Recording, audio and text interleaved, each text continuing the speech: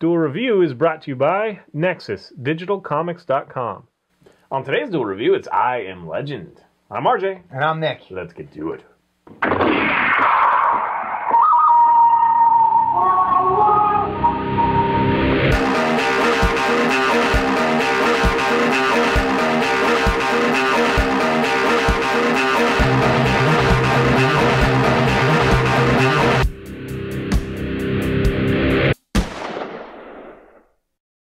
Today is the 20th of April, and we're going to be taking a look at I Am Legend, the movie. That's right, and it came out in 2007, stars Will Smith. It was directed by Francis Lawrence, I believe his name is. Yes, it was. It says right there.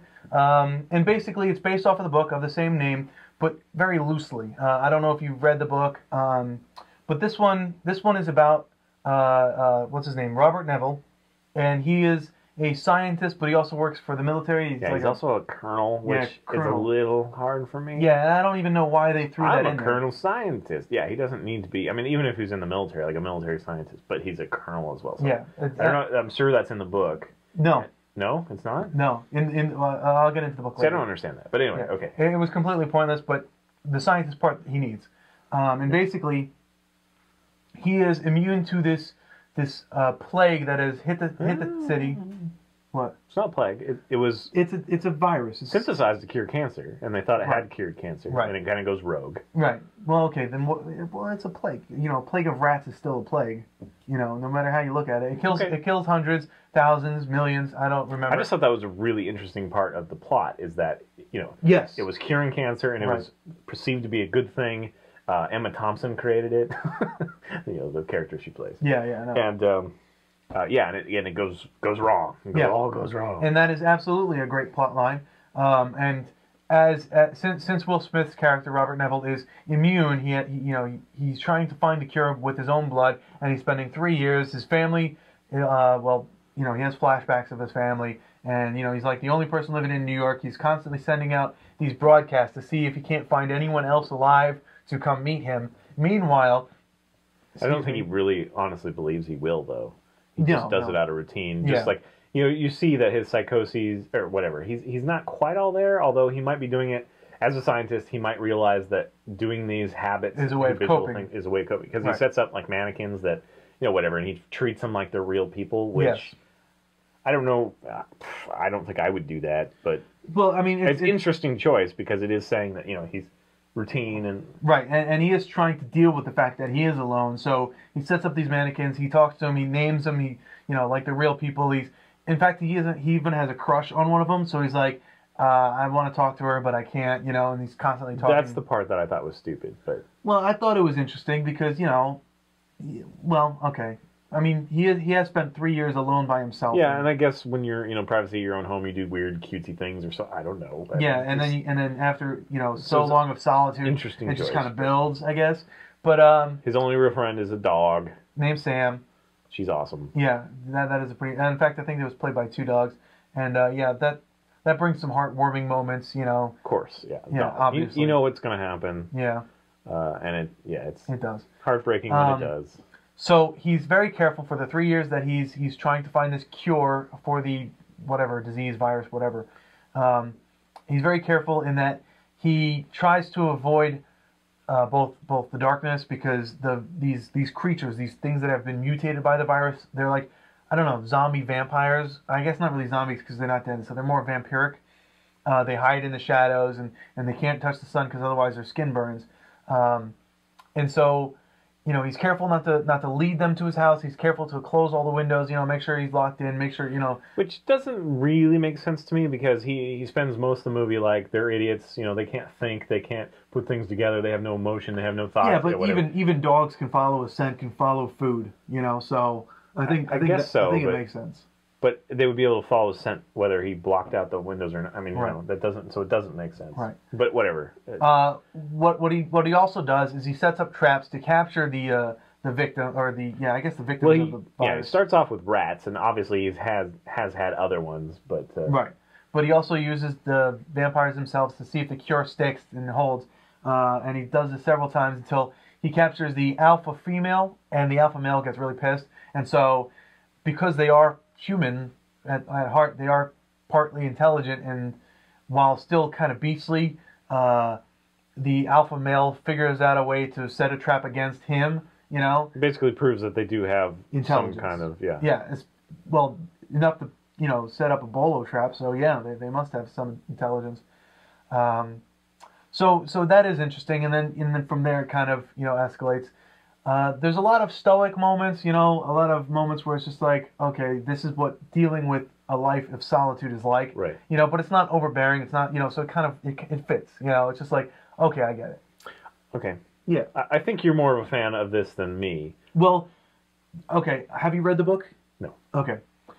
I am a fan of this movie, but as far as the book goes, well, first of all, let me tell you what the book inspired. The book, let's see, I wrote down two specific ones that I wanted to mention. Let's see. Oh, okay. The Last Man on Earth was one of the films, and that came out in 1964. And then The Omega Man, which was another film based off of the book, and that came out in 1971. Basically, what the book does is there is this virus. People have changed. They are more vampiric than anything, and the main character is trying to find a cure. And he meets this girl, but what he doesn't realize is that the girl, who is as intelligent as him, has the virus. So she is part vampire. And what's happening is these vampiric people are now suddenly able to, for small periods of time, sit in the sunlight and, have regular, human I'm really thoughts. uncomfortable with you using vampire. Is that in the book, or? Well, okay, I don't know what else to say. They're kind affected? I don't know. They are affected, but they are more or less vampire because they couldn't be in the sun. But in the book, they slowly don't feed on blood. They just eat flesh. So they eat whatever they find. Yeah, so I don't know how to say it. You're right. It's not really vampirism, but it is kind of. So basically, they do start to gain their old intelligence. So they become an actual collective, and they start rules, and now because the main character Robert Neville has been doing such bad tests on them, they're kind of out for him. But she doesn't. She knows what he's trying to do. She knows the good that he's trying to do. So she doesn't want to hurt him. She kind of falls in love with him, and he's imprisoned, because of it. And she turns out she's a high-ranking member, and she gives him some pills, and he knows that he's going to die because that's what's happening. And he realizes in the very final pages of the book that humanity, as he once knew it, is now going to be a legend, and the legends of before, the vampirism and whatnot, that has become the new norm, and that's where the title "I Am Legend" come from, because that's like the last thing he says, "I am a legend." So that's a lot of difference between that and the movie. I don't know. I saw those same things. Well, I guess not the girl, not the. Yeah, and the fact that they were. I mean, it was hinted that the vampires in the movie, or not vampires, but the affected, did have intelligence. Were starting to become right. more predominantly smart, and in this one they regain their humanity almost to a point, I guess. Okay. But they're really just living with this virus. Yeah, I think they allude to that at the end of the movie, but it feels like a little bit of a cop-out at the end. Okay, so I like this movie. Right. On my meter, it'd probably be like, it would be a lot better if they had done a few things different. Like, okay, I think of Castaway immediately because you spend a lot of time with him alone or whatever. Right. I love that part. I eat it up. I wish there was more. I know that you were saying that I think you kind of were alluding to you didn't want too much more. Yeah, I think what I'm saying. I wish the whole freaking movie was that. I honestly, as soon as we meet the Jello people, I don't like that. No. What I'm the Jello people? Yeah, they're like the translucent skin and they don't move correctly. And I thought the CG was poor, is what I'm saying. Right. It's the uncanny valley thing. Where what I was saying was that as far as art devices, they kind of make these kind of scenes that are just a little too long, but not long enough where you're like, okay, the solitude is over. Yeah, so it's not really his solitude throughout the movie. It's just these scenes that just kind of stretch a little long. I really wish the whole movie was that, and I also wish that they had done the thing a little bit more where you never see the people. Yes. Like when you first saw them, like when the light hits them, that's cool, and you see them all kind of huddled and they're like doing this fast breathing kind of thing because their metabolism is way high. I think they were eating the deer too, right? Well, no, he found the dead deer. Oh, right. Right, he shined light and the eye was like way open or whatever. Right. That stuff was compelling, but as soon as you started seeing more of them, it was just, It just wasn't there. Maybe if they did it now, I mean, I know it's not that long ago, but maybe now they could pull it off a little bit more.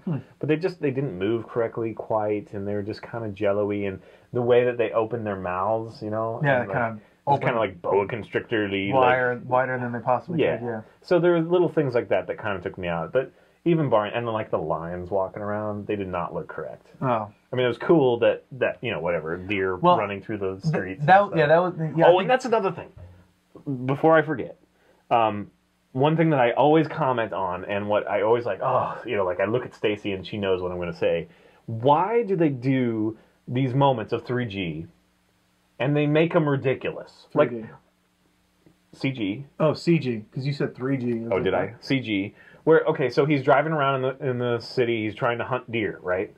So he's in this kind of, you know, pack of deer, what do you call them?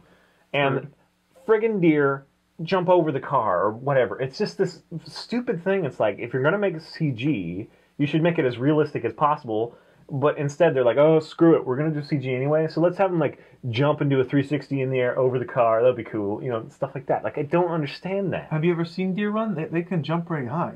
They're not going to, at full speed, jump over a car that's chasing them. It just doesn't make any sense. Yeah, that's very true. And, you know, other stuff. I don't, why did they do that? Don't... You know what else? Play it safe with CG. You know what else is funny, and this might ruin the movie for you. But if you look, the entire spoiler then. Okay, well, there's two things I'm going to say. You know, before I forget, the spoiler. Well, it's not really a spoiler, but the thing that's going to ruin the movie for you is if you look at all the cars in this decadent kind of city, they're all clean and shiny. Yeah. It's like it's been 3 years. These you know, bird crap. You know, yeah, they dust, certainly did not have time to park real cars there all the time. You know, so obviously most of it's CG. But. And then the other thing is, on one of the billboards, you see a symbol for Superman. I finally saw it. He brings it up all the freaking time. Superman and Batman, as if they have a Superman logo right on top of the Batman. Right, you know, like the old TV series, you know, like the Superman Batman cartoon.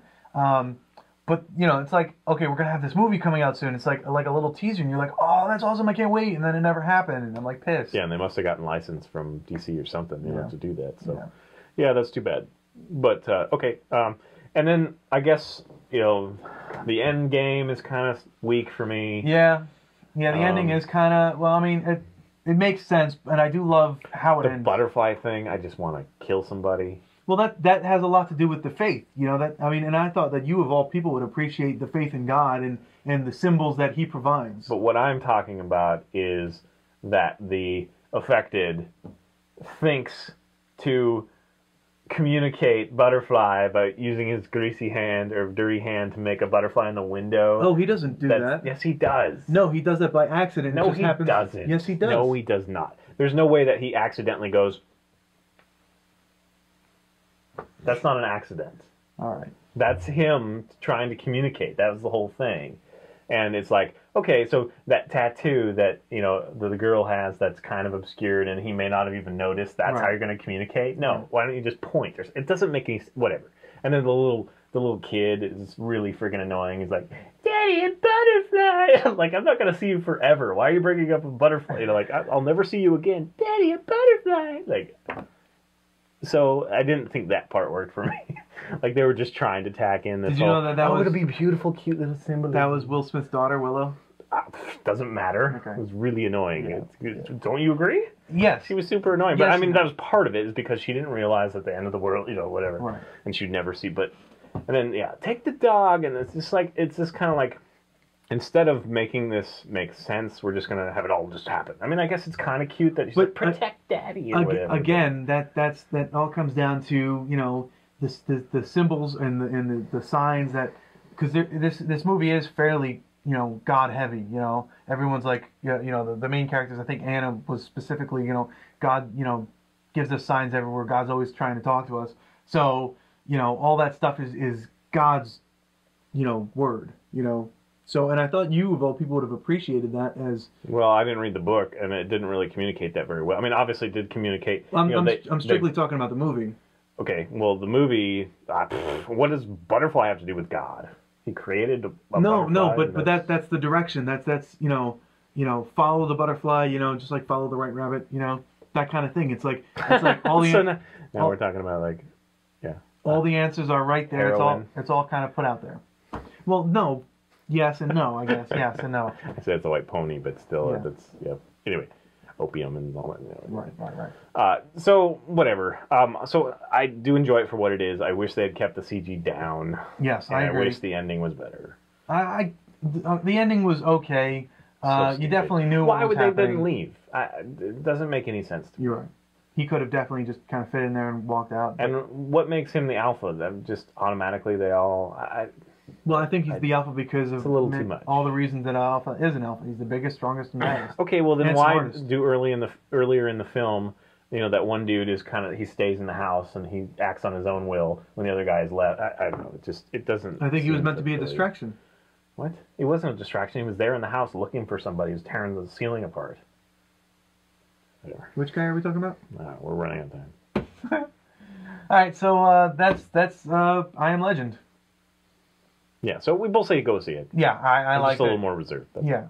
Follow us on Facebook, subscribe on YouTube, tell us what you think. We have a contest going on. Find your favorite thing that may have not gotten enough attention and send it to us, or just tell us about it. We'll pick one, we'll review it, and we'll reward you with a shirt. Yay! And all of our shirts and swag and all other stuff that we have for sale can be found at spiderwolf.com. So please support us. Thank you. And that's it. Bye! Oh, I just turned the wrong way.